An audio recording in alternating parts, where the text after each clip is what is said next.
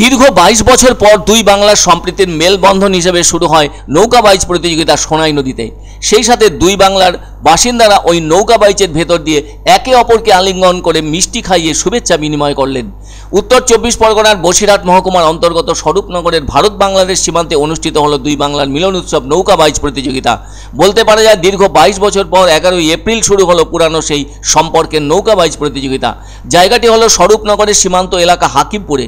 মনে রাখা দরকার, আজ থেকে 22 বছর আগে অর্থাৎ 2002 সালে বন্ধ হয়ে গিয়েছিল দুই বাংলার ঐতিহ্যবাহী নৌকা বাইচ প্রতিযোগিতা।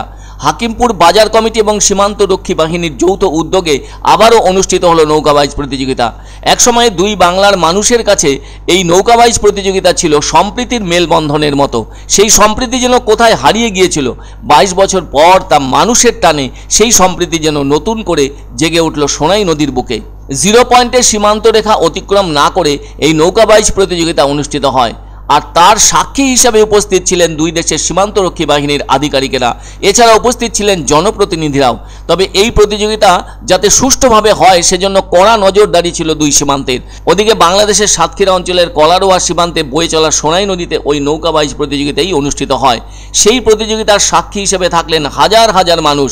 তবে প্রতিযোগিতাটি অনুষ্ঠিত হয় ঈদের দিন বিকেলে। উপস্থিত মানুষদের অনেকেই এই স্মৃতি মোবাইল ক্যামেরায় তুলে রাখলেন।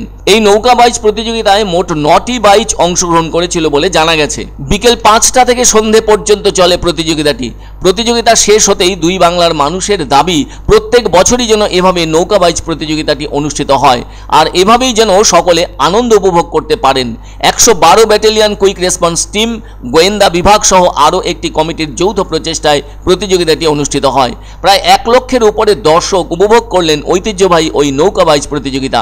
আসলে নৌকা বাইচ হলো নদীতে নৌকা চালনার প্রতিযোগিতা। তবে এখানে দাঁড় টানার কসরত এবং নৌকা চালনার কৌশল দ্বারা বিজয় লাভ হয়ে থাকে। তবে এর মধ্যে আমোদ প্রমোদও কিন্তু লুকিয়ে থাকে। আর একদল মাঝি নিয়ে হয় এক একটি দল।